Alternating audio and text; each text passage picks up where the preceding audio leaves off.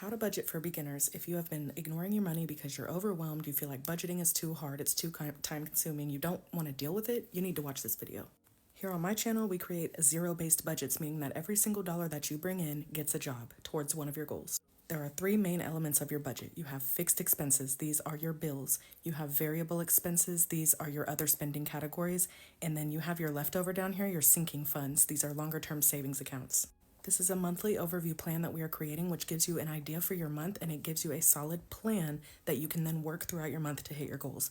So your fixed expenses, like I said, are your bills with due dates. These are some examples here. Debt payments do go here as well. Subscriptions go here. If it has a due date, it goes here. For utilities that can vary in amount, then you use a high average or a high bill so that you are budgeting based on a high amount, and then you need to total it up down here.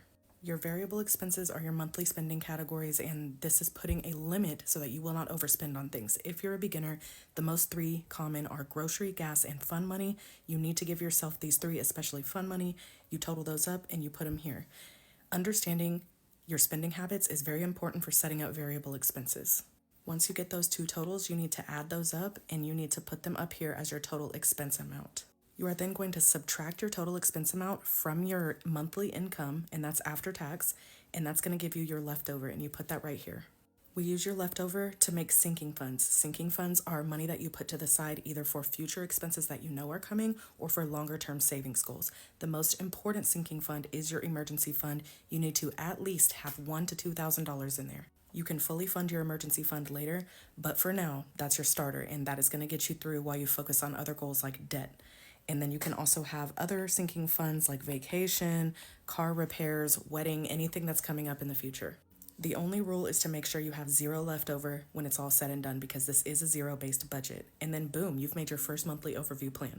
The next steps would be to plan this all out on a calendar, bills versus paychecks, and then when you're paid, you create a paycheck budget. If you want to learn how to do this, I have a completely free training in my bio called Budgeting 101. Go sign up. It's pre-recorded so you can watch it whenever, you can fast forward it, you can pause it, you can do whatever you need to do. I hope this information helps you, and I hope you understand that you are in control of your financial situation.